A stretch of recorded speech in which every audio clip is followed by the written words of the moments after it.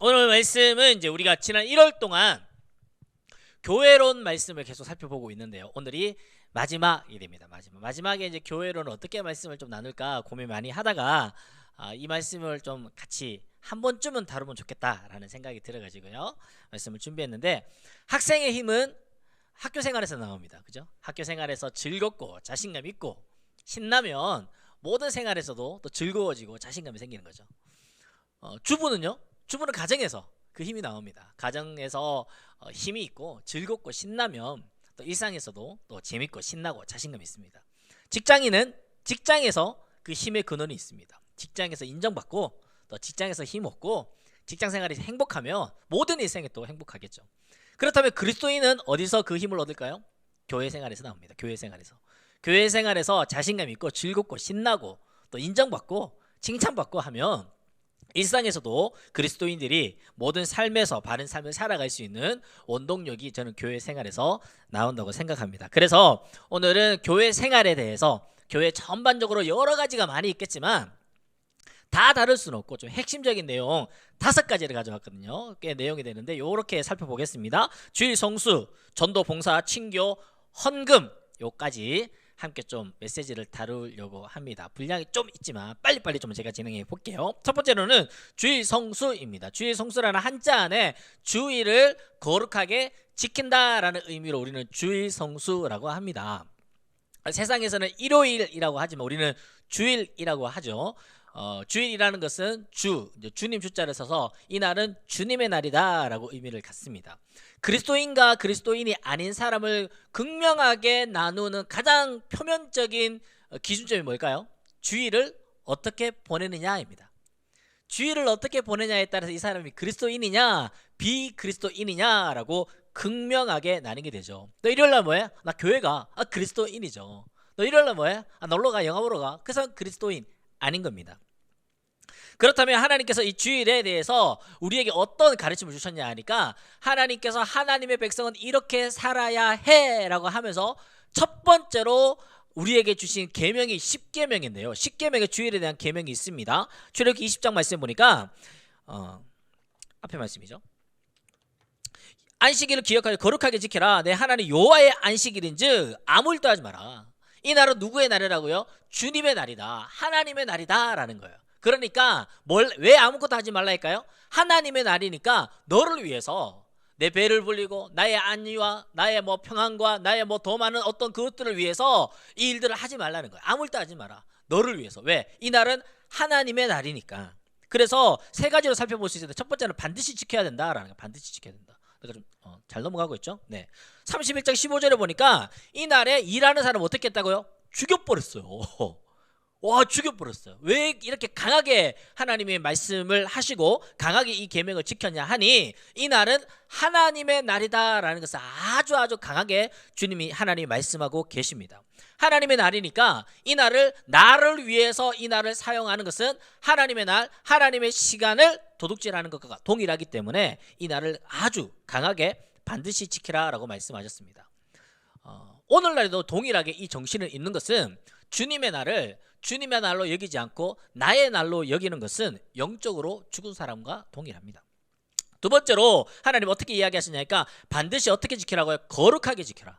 반드시 지키는데 어떻게 해요? 거룩하게 지켜라 라는 거예요. 왜요? 이 날의 주인이신 하나님이 거룩하시니까. 이 날은 하나님의 날인데 이 날의 주인이 하나님이시기 때문에 거룩하신 하나님 닮아 거룩하게 지켜야 된다라는 거예요. 31장 14절 말씀에 너희는 안식일을 지킬지는 이는 너희에게 거룩한 날이 됨이니라. 거룩하다라는 것은 막 발걸음을 조심조심 걷고 이런 게 거룩이 아니고요. 거룩이라는 것은 구별됨을 이야기하는 겁니다. 구별됨. 어디와 구별될까요? 세상과 구별되는 거예요. 세상 사람들의 말과 행실과 그들의 모습과는 좀 다른 거예요. 그것이 바로 구별이다라는 겁니다. 그 구별이 되려면 내가 이 날을 거룩하다라고 이야기해서 거룩해지는 것이 아니라 우리의 삶에서 이 날을 지키는 그리스도인들의 삶에서 그 거룩함이 수반되고 눈으로 보여져야 된다라는 겁니다. 이 날을 위해서는 구별된 예배가 필요하고요, 구별된 교제가 필요하고요, 구별된 봉사가 필요하고요, 구별된 가족 간의 만남이 필요한 것입니다. 주일을 거룩하게 지킨다 했을 때 따라오는 질문이 하나 있습니다. 오래전부터 나오는 질문들인데요. 주일날 돈 써도 돼요? 요즘에는 이런 질문 잘 안 하죠. 목사님 어릴 때만 하더라고요. 주일날 어떤 행사가 있으면 토요일날 다 준비를 했어야 됩니다. 주일날 돈 쓰면 안 되기 때문에. 또 옛날에는 요즘에 토요일이 쉬지만 옛날에는 토요일에도 다 일했잖아요. 학교도 가고요. 그러다 보니까 저희 엄마랑 누나들이 언제 목욕을, 옛날에 그 집에 이렇게 샤워나 이렇게 잘 안 갖춰져 있으니까 일주일에 한번 목욕탕을 가요. 대중 목욕탕 가봤어요? 요즘 많이 안 가봤을 텐데 대중 목욕탕을 가요. 대중 목욕탕에 가서 이제 때도 밀고 샤워도 하고 이렇게 하는데 시간이 안 나는 거야. 토요일까지 일하고 토요일까지 학교 다니고 다 하니까. 그래서 언제 목욕하니까 주일날 새벽에 목욕을 가는데, 주일날 새벽에 목욕 갔다가 거기서 교회 집사님 만나면 민망한 거예요. 벌거벗은 게 민망한 게 아니라 교회 집사가 주일날 아침에 목욕한다고. 그 정도로까지 주일날 돈 쓰는 것을 뭐랄까요, 이게 하나님의 말씀을 어기는 것처럼 많이들 그렇게 지켰어요. 주일날 장 보러 가는 것도요, 장 보고 돌아오면서도 이렇게 이게 장 본 것을 뒤에 감추고 그렇게 동네를 갔던 저의 기억이 있습니다. 여러분들 주일날 돈 쓰는 거 어떻습니까? 말씀의 하나님의 계명은 그 정신과 동기와 중심이 중요합니다. 율법적으로 지키는 것은 구약시대였다면 오늘날에는 그 말씀에 흐르고 있는 하나님의 의도와 중심을 우리가 잘 헤아려야 되는 것인데, 주일날 돈 쓰는 부분도 나를 위해서 돈 쓰는 것은 안 된다라는 거예요. 그러면 어떻게 해요?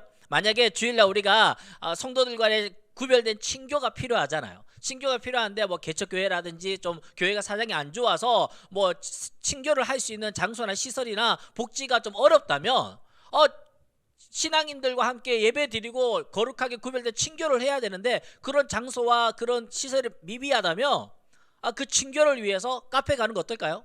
저는 괜찮다고 생각합니다.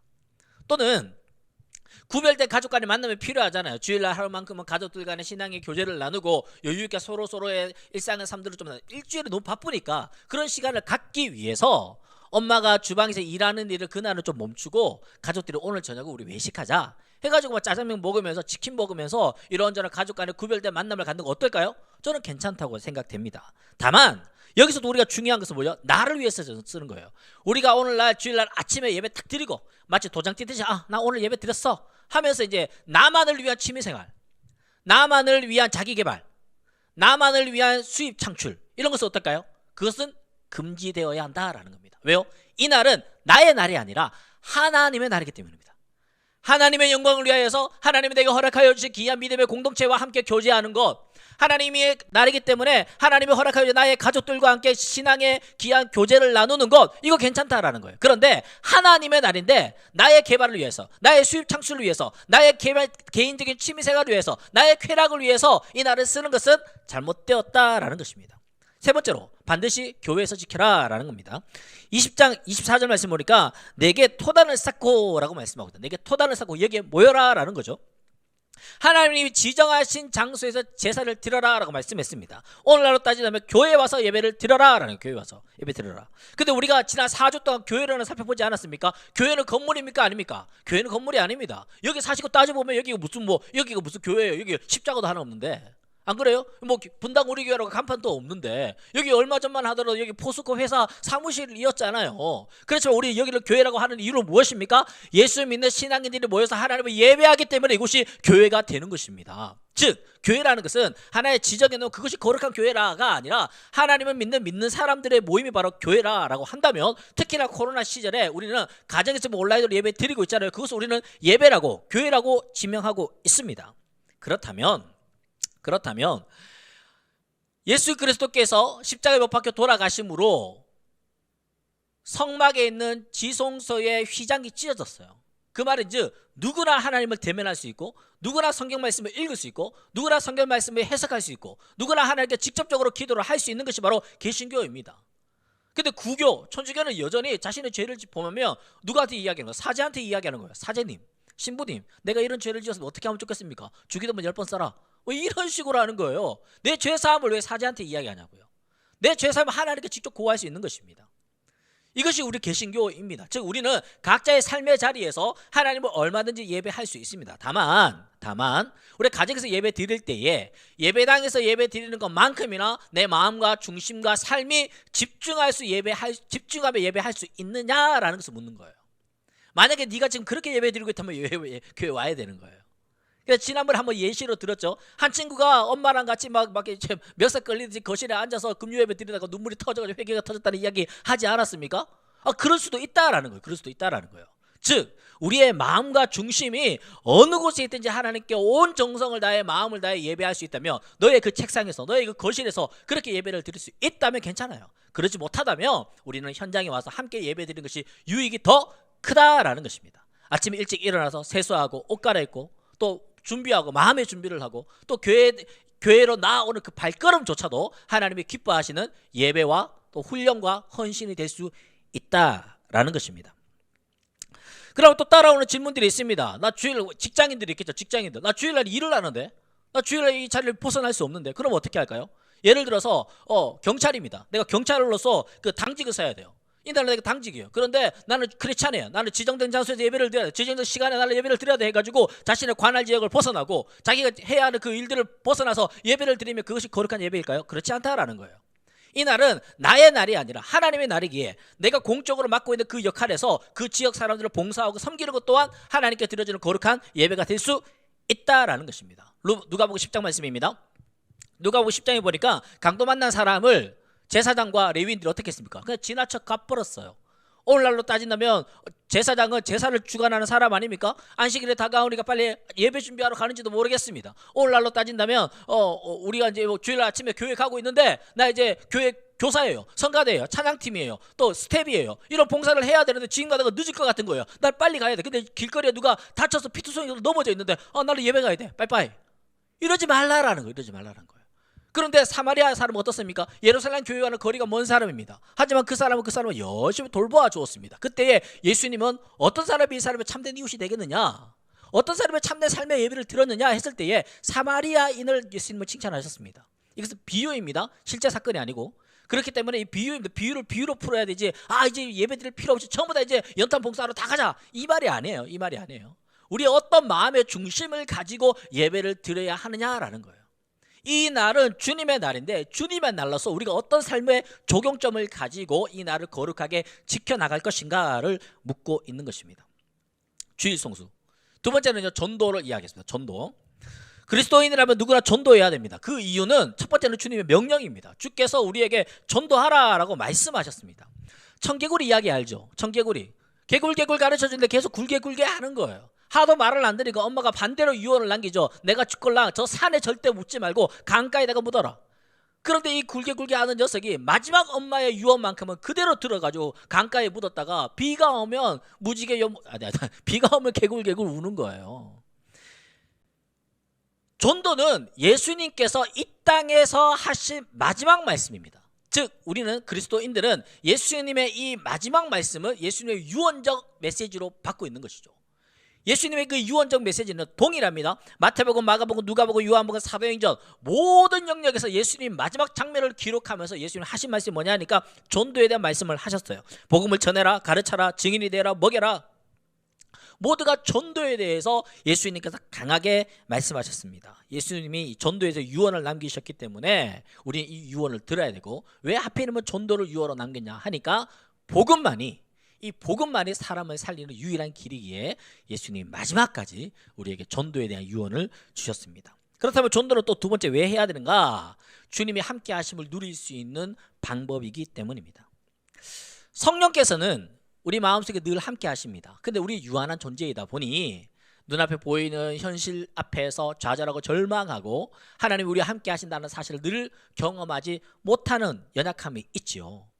하나님이 나와 함께 한다라는 사실만을 우리가 정말 느끼고 경험하고 있다면 어떤 어려움이 있더라도 우리는 굳건히 서 있을 수 있습니다. 그러기 위해서 하나님이 우리에게 전도를 하라고 말씀하시는 거예요. 전도 현장에서 우리는 하나님이 나와 함께 하심을 강하게 경험할 수 있습니다. 마태복음 28장에 나오죠. 내가 세상 끝날까지 너희와 항상 함께 있으리라. 언제요? 이 복음을 전할 때에. 예수님의 그 전도의 말씀을 우리가 잘 지켜나가면 예수님의 그 관심이, 초미의 관심이 어디 있을까요? 나의 유언을 어떻게 지켜나가는가, 이들이 나의 유언을 어떻게 무게 있게 받고 어떻게 삶에서 실천하고 있는지 예수님이 유심히 보신다는 거, 관심 있게 보신다라는 것입니다. 그렇다면 전도는 뭘까요? 전도. 오늘날 우리 전도 많이 할 수 있습니다. 말로도 할 수 있고요, 또 서신으로라도 할 수 있고요. 뭐 주보로도 할 수 있겠고요. 전도지도 있고요. 우리 교회는 또 CD로도 전도하기도 하죠. 요즘에는 유튜브가 워낙 많으니까 유튜브로 막 영상을 만들어서 우리 청소년 팀에서도 유튜브로 친구들을 전도하기 위한 영상을 만들기도 했습니다. 이런 것들로 친구들을 전도할 수 있습니다. 그런데 이 세상 사람들이 성경이 없어서 성경을 안 읽습니까?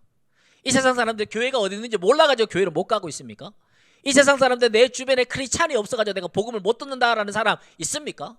없어요. 모든 사람, 길 지나가는 사람 아무나 붙잡고 당신 주변에 예수 믿는 사람 있습니까? 하면 10명은 될 거예요 아마. 특히나 수도권에는 복음화율이 좀 더 높다 보니까 복음화율이 수도권에는 30-40% 된다 해요. 10명 중에 한 절반은 안 되지만 그 가깝게 다니는 사람들이 교회를 다닌단 말이에요. 그러니 자기 친구 주변에 이웃 가운데 또는 친척 가운데 예수 믿는 사람이 있습니다. 그럼에도 불구하고 왜 예수를 안 믿을까요? 마음만 먹으면 서점에서 성경책을 살 수 있는데 왜 성경을 안 볼까요? 마음만 먹으면 교회 갈 수 있는데 교회 가면 모두가 환영하는데 왜 교회를 안 갈까요? 그들이 쉽게 보고 쉽게 듣고 쉽게 읽을 수 있는 그리스도인의 삶이 매력이 없는 거예요. 다름이라는 것은 호기심이 있다는 얘기겠습니다. 우리 지난주에 얘기했죠. 만약에 우리 길을 지나가는데 외국인이 있으면 관심 있게 보는 거예요. 길을 지나가는데 헤어스타일이나 패션이 좀 더 남다르다면 한 번 더 쳐다보게 됩니다. 다름은 우리에게 호기심을 끌게 되어 있습니다. 그런데 그리스도인의 삶이 내 삶하고 좀 다르는 거예요. 얘가 말하는 게 좀 다르고 행동이 다르고 태도가 다르고 자세가 다르고 눈빛이 다르고 삶의 성김이 달라요. 다른데 그 다르다는 것이 저질이 아니라 아주 막 좋은 거예요. 칭찬받을 만하고 모범적인 거예요. 그렇게 되면 어떻게 될까요? 이 친구가 믿는 복음, 이 친구가 믿는 하나님, 이 친구가 다니는 교회에 대해서도 관심을 갖게 되고 또 듣게 되고 가고 싶어지는 것 아니겠습니까? 즉 우리의 삶이 전도가 되어야 된다라는 겁니다. 마태복음 5장 16절 말씀입니다. 너희 착한 행실을 보고 하늘아버지께 영광 돌리게 하라라는 거예요. 너희 착한 행실을 보고. 그리스도인은 착해야 됩니다. 무조건 착해야 됩니다. 우리의 기도 제목이 하나님 나 착하게 해주세요라는 기도 제목이 있었으면 좋겠어요. 그렇다고 해도 무조건 뭐 조용히 해라 이런 표현이 아닙니다. 쾌활할 수 있습니다. 또 외향적일 수 있습니다. 또는 내성적일 수도 있습니다. 그것과 상관없이 우리는 착해야 돼요. 착해야 돼요. 영화, 맛집 또는 여행지, 그것도 뭐 어떤 뭐 의료, 물품, 음식점 최고의 홍보가 뭐예요? 사장님이 홍보하는 거는요, 그 홍보가 안 됩니다. 그걸 이용한 사람들 리뷰, 오늘날 전부 다 평점 리뷰 아닙니까? 그 평점 리뷰 보고 다 사는 거예요. 평점 리뷰 보고 다 구입을 하는 거예요. 평점 리뷰 보고 찾아가는 겁니다. 때때로 아내가 무슨 뭐 질문할 때 뭐 광고를 보여 이거 좋대. 야, 파는 사람이 뭘 말을 못 하겠냐? 파는 사람은요 무조건 좋다. 이거 먹으면 만병통치약이에요. 파는 사람 말 들으면요. 파는 사람 말 들으면 이거는 이거 한번 사놓으면 100년 쓸 것 같아. 파는 사람 말 들으면 이거 하나 먹으면요 엄청 건강해질 것 같아. 아니에요. 하지만 이용해 본 사람의 평점과 리뷰가 최고의 광고판이에요. 복음의 광고판. 우리 이 복음을 믿고 교회를 다니고 예수님 믿는 사람들의 이 광고판이 사람들을 보면서 우와 저 리뷰 저 평점 보니까 교회 가고 싶네. 저 리뷰 보니까 나도 예수 믿고 싶네. 우리가 전도지가 되어야 된다라는 거예요. 세 번째 봉사입니다. 봉사. 교회 안에서 일어나는 많은 봉사들이 있죠. 마태복음 2장에 보니까 누구든지 크고자 하는 자는 섬기는 자가 되고 누구든지 으뜸이 되고자 하는 자는 너희가 종이 되어야 하리라. 세상의 법칙은 낮은 자가 높은 사람을 섬깁니다. 그죠? 세상의 법칙은 세상은 약한 자가 강한 자를 섬겨요. 세상의 법칙은 작은 자가 큰 사람을 섬깁니다. 세상의 법칙은 그렇습니다. 그런데 주님의 법칙은 정반대입니다. 우리 주님이 우리에게 요청하시는 세상의 법칙은 달라요. 강한 자가 약한 자를 섬기는 거예요. 높은 자가 낮은 자를 섬기는 거예요. 큰 자가 작은 자를 섬기는 거예요. 이거는요 오늘날에도 이런 일이 잘 없지만 이 2000년 전에는 뭐 말도 안 되는 소리였겠죠. 쉽게 이야기해서 노예 제도가 있었는데 노예가 주인을 섬겨야 되는데 주인을 노예를 섬기라 이런 표현을 하는 거예요. 얼마나 이게 센세이션 있겠어요. 하나님의 아들이신 예수 그리스도께서 하나님의 아들이 신의 아들이에요. 그분이 이 땅에 오셨어요. 군림하기 위해서 섬김을 받기 위해서 지배하시기 위해서 아니에요. 오히려 세상에서 가장 낮은 산부인과도 아니고 집도 아니고 말구유에 태어나셨어요. 마치 동물처럼 그렇게 낮은 자세로 태어나셔서 우리를 섬기기 위해 이 땅에 오셨습니다. 강한 사람을 섬기는 거고 강한 사람을 봉사하는 것은요 섬김과 봉사가 아니죠. 그건 아부죠. 그거는 투자죠. 하지만 내가 섬김의 대상에게로부터 내가 아무런 대가나 아무런 보상을 기대하지 않는 것을 보고 우리는 봉사라고 이야기하고 그것을 보고 섬김이라고 말하는 것입니다. 아프리카에 평생 의료봉사를 하셨던 슈바이처 박사님 계시죠. 이분이 힘없고 연약한 아프리카 사람들을 평생도록 섬길 동안 이분의 조국이었던 독일에서는요 수많은 총리들이 바뀌었습니다. 오늘날 우리나라 대통령이겠죠. 임기가 다 마치니까 바뀌는 거예요. 이 기간 동안 우리는 독일에 어떤 총리가 있었는지 아무도 모릅니다. 이름을 댄다 하더라도 우리는 모를 거예요. 사진을 보여줘도 모를 겁니다. 하지만 시대가 지나고 전 세계 모든 사람들이 슈바이처 박사님을 기억하는 거예요. 아프리카에 무명에 연약한 사람들을 섬겼던 그냥 한 사람, 그 한 사람은 전 세계 사람들은 다 기억하고 있습니다. 이거 어떤 누군가가 상을 받을 때 했던 말입니다. 저는 우리 가난한 사람들을 위해서 청빈을 선택합니다. 그러나 배고프고 벌거벗고 집이 없으며 신체 장애가 있고 눈이 멀고 질병에 걸려서 사회로부터 돌봄을 받지 못하고 거부당하며 사랑받지 못하며 사회의 짐이 되고 모든 이들이 외면하는 사람들의 이름으로 이 상을 기쁘게 받겠습니다. 누군지 아세요? 마더 테레사 수녀님이세요. 키 152cm, 왜소한 체격의 한 여성이었지만 전 세계 어떤 사람도 이 여인을 왜소한 여인으로 보지 않습니다. 인도의 유력한 사람들이 얼마나 많았는지 모르겠지만 배고프고 벌거벗고 장애와 질병으로 돌봄이 필요했던 이들과 함께했던 테레사 수녀님 앞에서는 모두가 고개가 숙여지는 거예요. 네가 미국 대통령이건 네가 어느 나라의 총리건 간에 마더 테레사 앞에서는 그냥 고개 숙여지는 거예요. 저절로 숙여지는 거예요.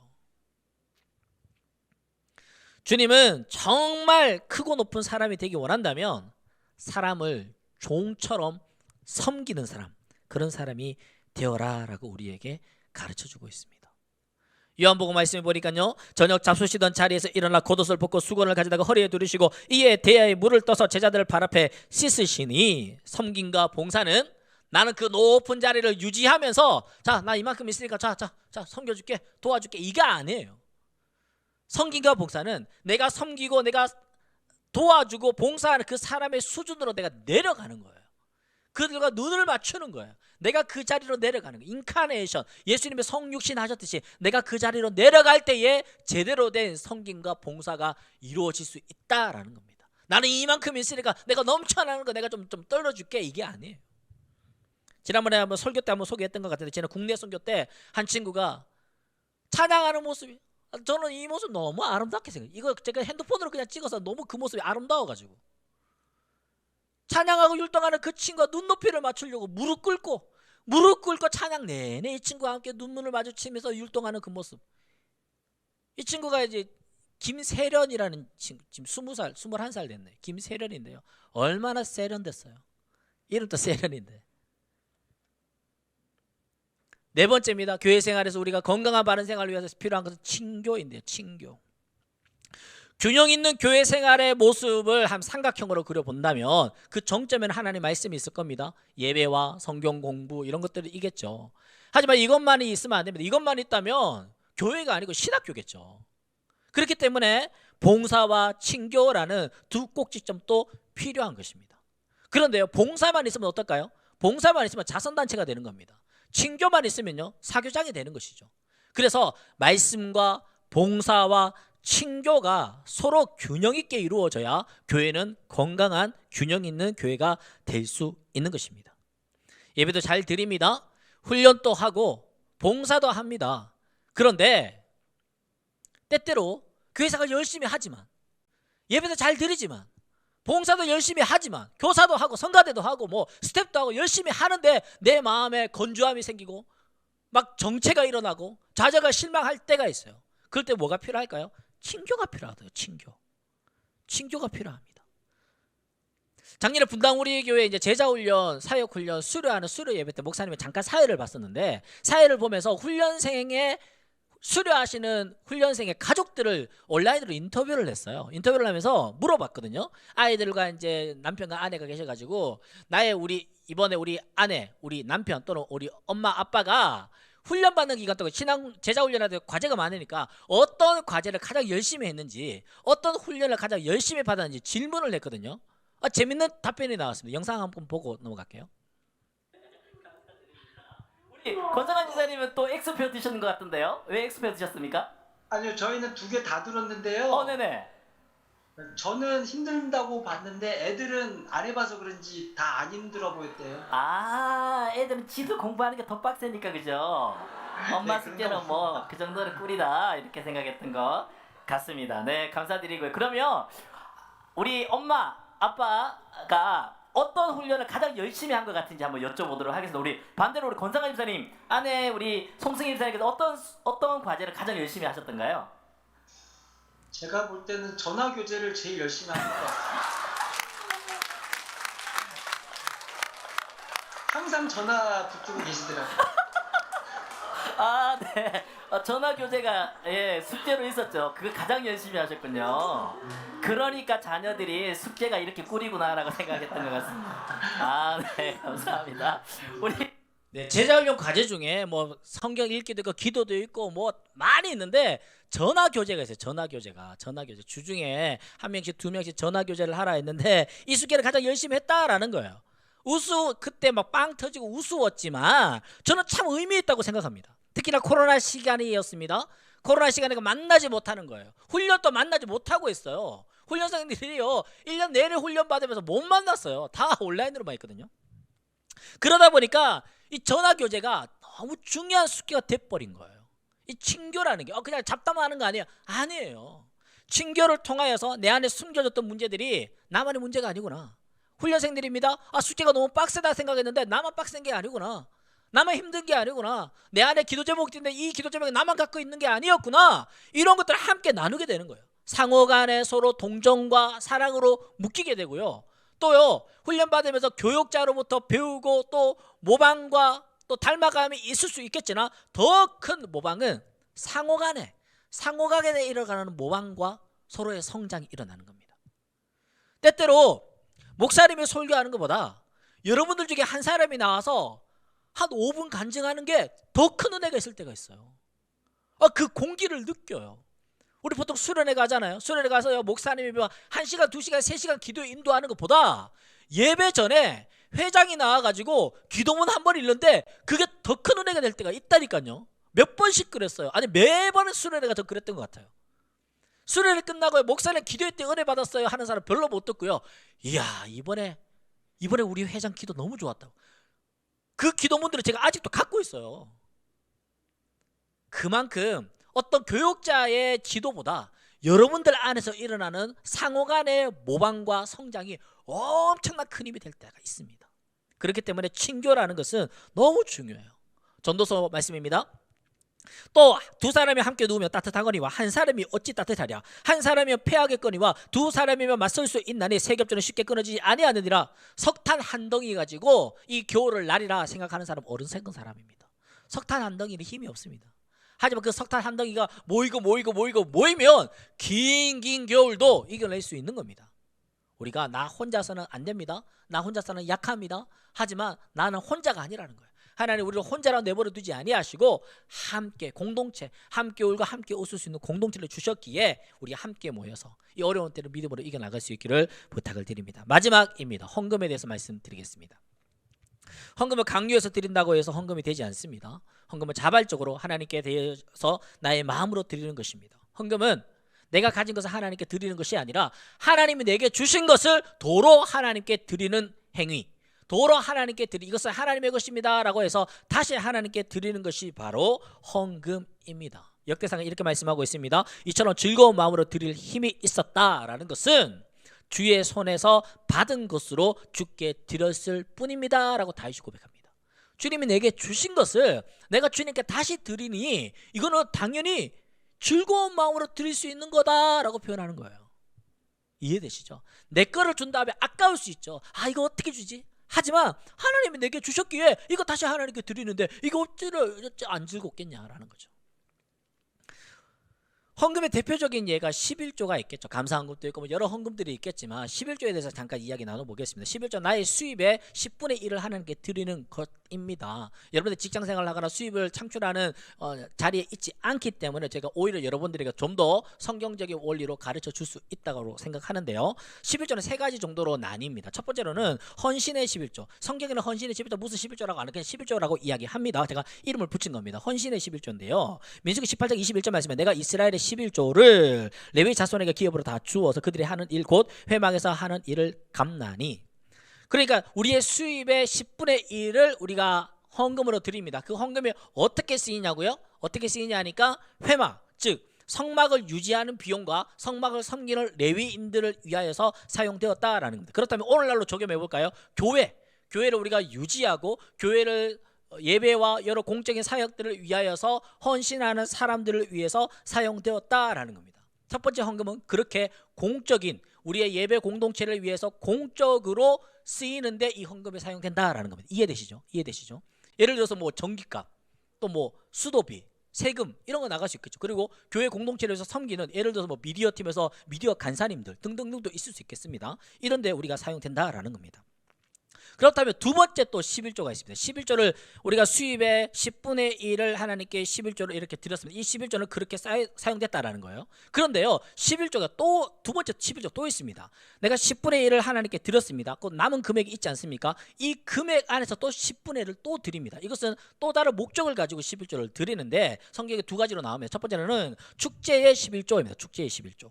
이 11조는요, 7년의 기간 중에는 1, 2, 4, 5 네 번은 이렇게 쓰입니다. 어떻게 쓰이냐니까 너희들이 이 11조를 양이나 곡식으로 드릴 수 있다. 그런데 예루살렘 성전까지 오는데 거리가 멀고 하니까 뭐 양을 끌고 오고 하기 힘드니까 돈으로 환전해서 돈을 가지고 예루살렘에 와서 그것들을 살 수 있다라는 거예요.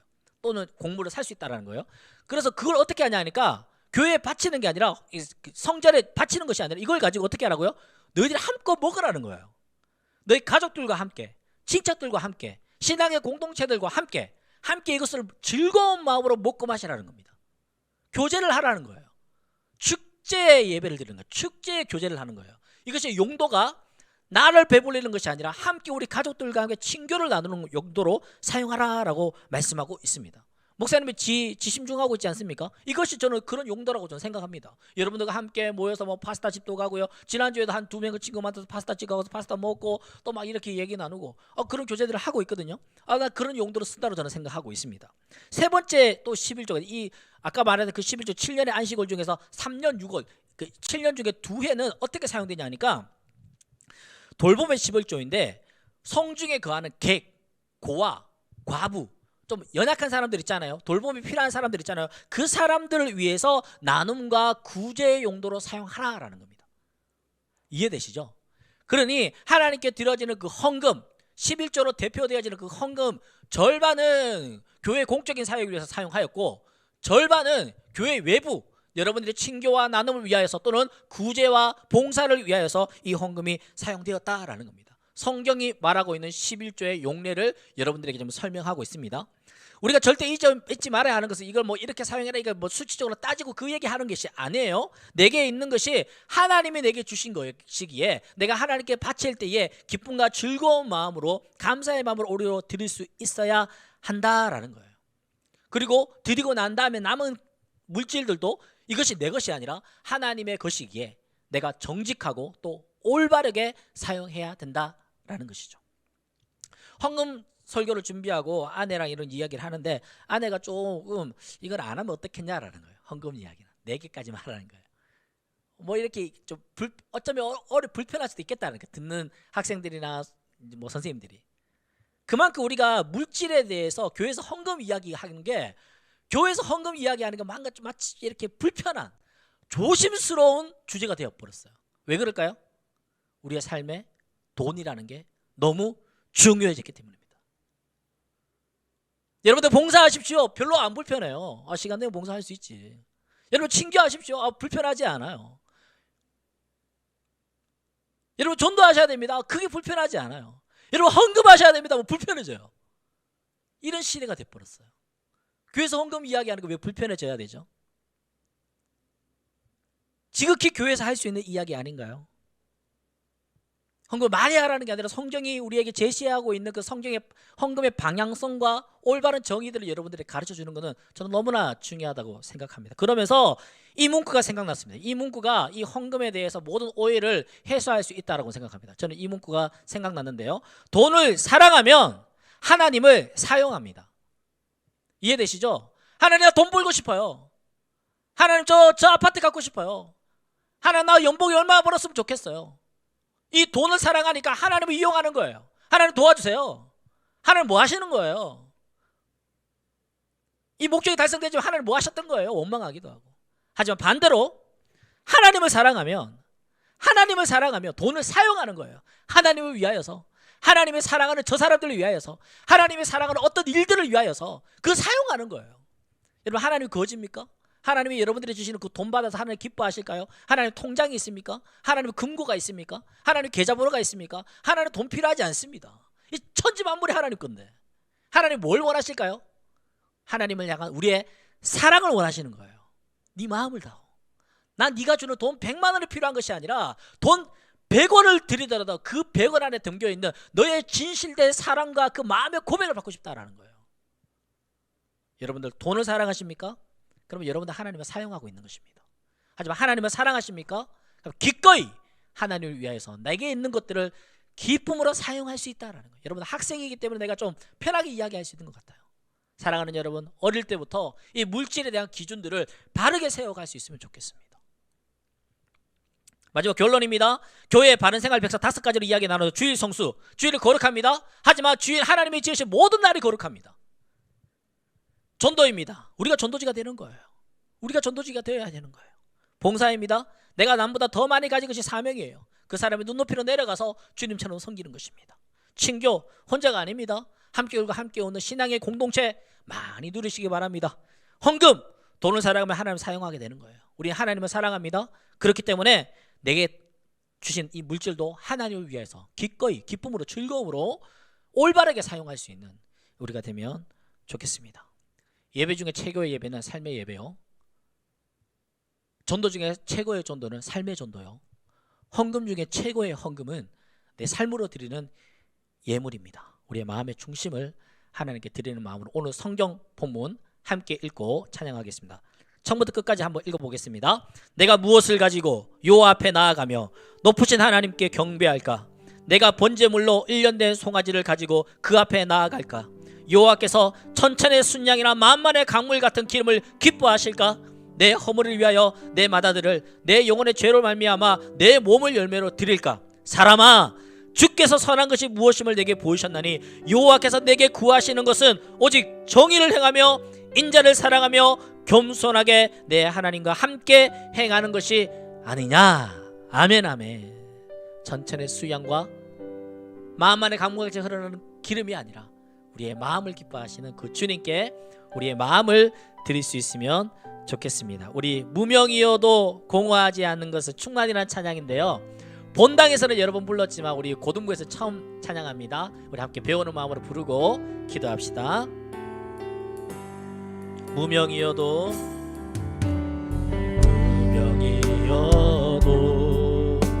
공허하지 않는 것은 예수 안에 날 만족함. 가난하여도 부족하지 않은 것은 예수 안에 오직 나는 부요함이라. 고난 중에 견뎌낼 수 있는 것은 주의 계획 믿기 때문이라. 실패하여 일어설 수 있는 것은 예수 안에 오직 나는 승리함이라. 난 예수로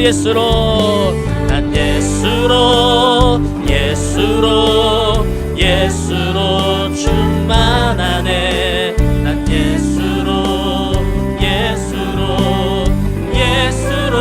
충만하네.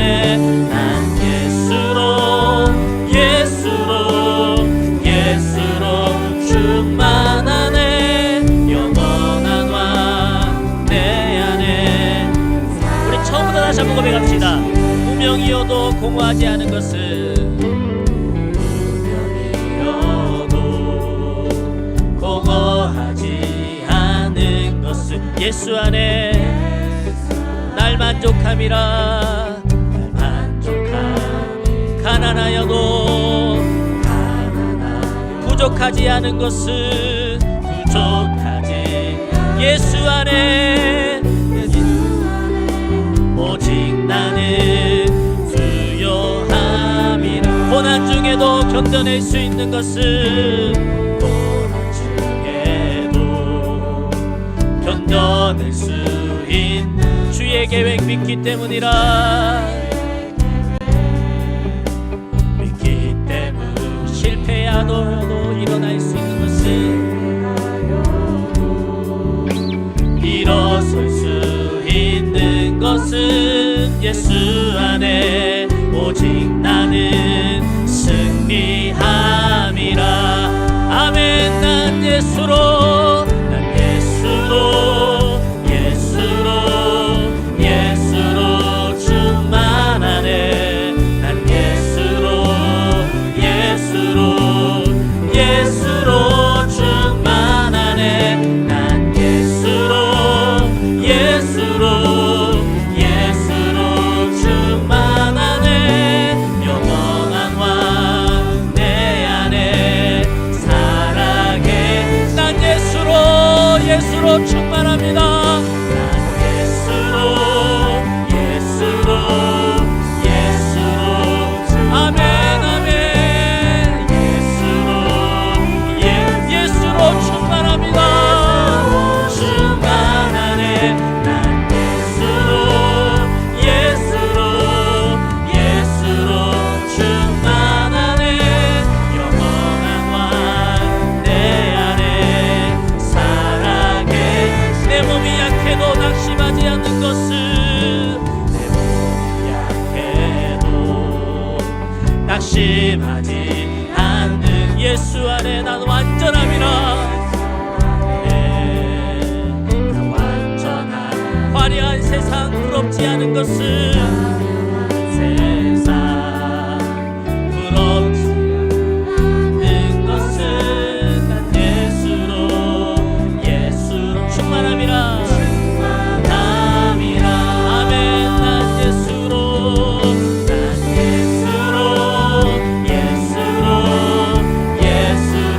세상 모든 것들도 부럽지 않네. 난 예수로 충만하네. 영원한 왕 내 안에 살아계. 난 예수로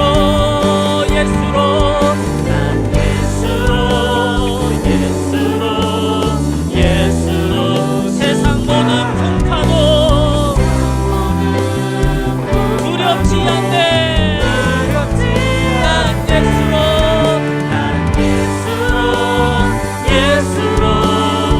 예수로 충만하네. 영원한 왕 내 안에 우리 함께 기도하시겠습니다. 하나님, 우리가 주님을 믿는 그리스도인으로서 교회 안에서의 생활을 한번 돌아봅니다. 나는 과연 이 날을 거룩하게 지키고 있습니까? 하나님의 복음을 전하는 전도진으로서의 삶을 살고 있습니까? 나는 과연 내보다 연약한 사람들에서 성님의 몸을 모이고 있습니까? 신앙의 공동체 안에서 그 누림이 있습니까?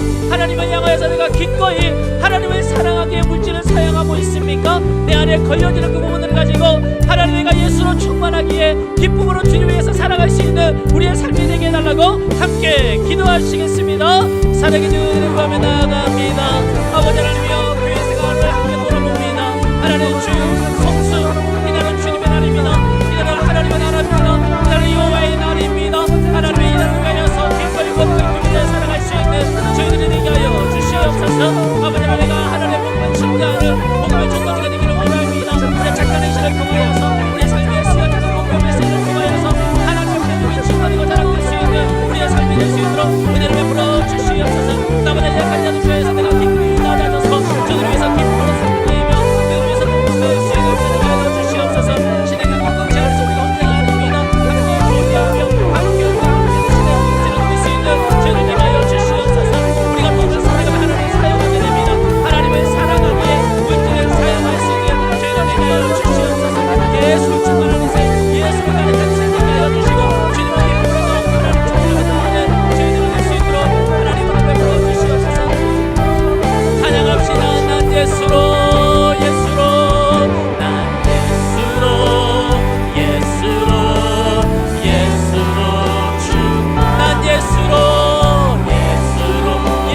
충만합니다. 예수로 충만하네. 난 예수로 충만하네. 영원함아 내 안에. 우리 다 자리에 일어나서 찬양합시다. 난 예수로 충만합니다. 난 예수로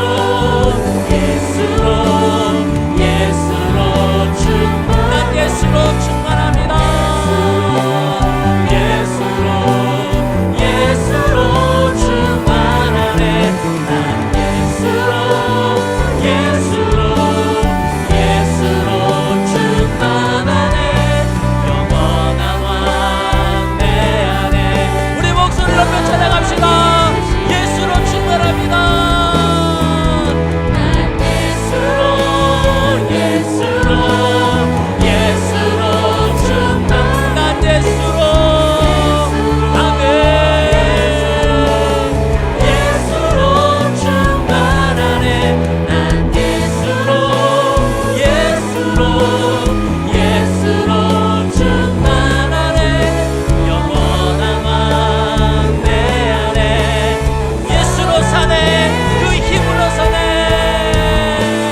예수로 사네. 그 힘으로 서네. 예수와 가네. 그의 길로 걷네. 그 안에서 본 그 영광을 본 예수로 예수의 삶으로 예수로 사네.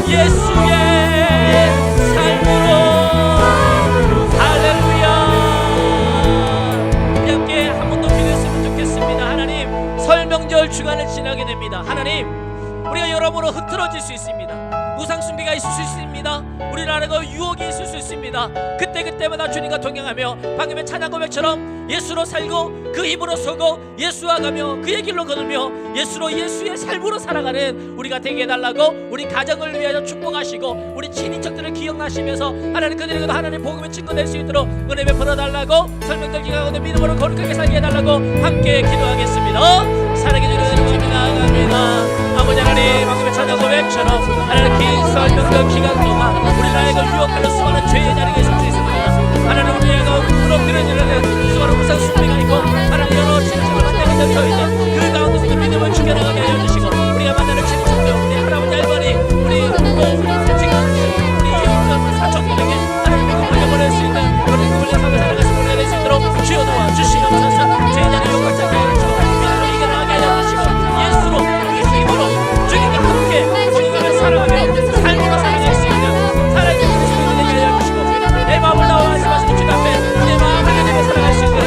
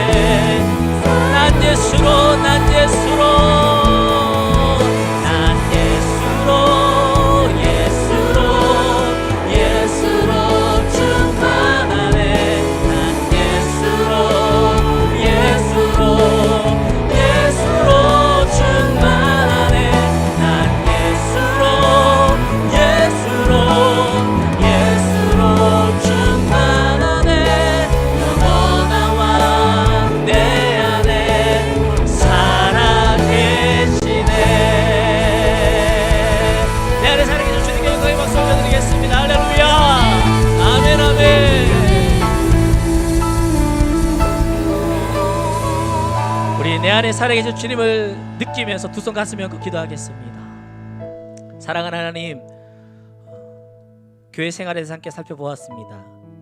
오랜 시간 교회 안에 머물러 있고 지난 수십 년 동안, 수년 동안 주일만 되면 이 자리에 나와 있었습니다. 코로나로 인하여서 현장에 나오지 못하지만 또 온라인으로 예배 열심히 잘 드리고 있습니다.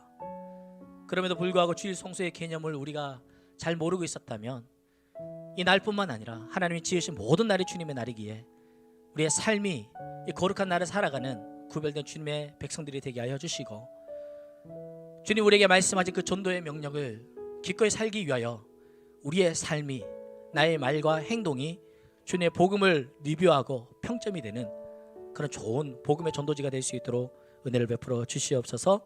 주께서 하늘 보자 버리시고 낮이 낮이 우리 이 땅 가운데 오셔서 우리를 섬기셨듯이 우리 동일하게 그 사랑을 받은 자답게 나보다 연약한 자들을 위해 기꺼이 그들과 눈높이를 함께하고 낮은 자세로 섬기고 봉사하는 저희가 되게 하여 주시옵소서. 우리 혼자가 아닙니다. 혼자서는 할 수 없습니다. 그래서 우리에게 함께 울고 함께 웃는 신앙의 공동체를 주심에 감사합니다.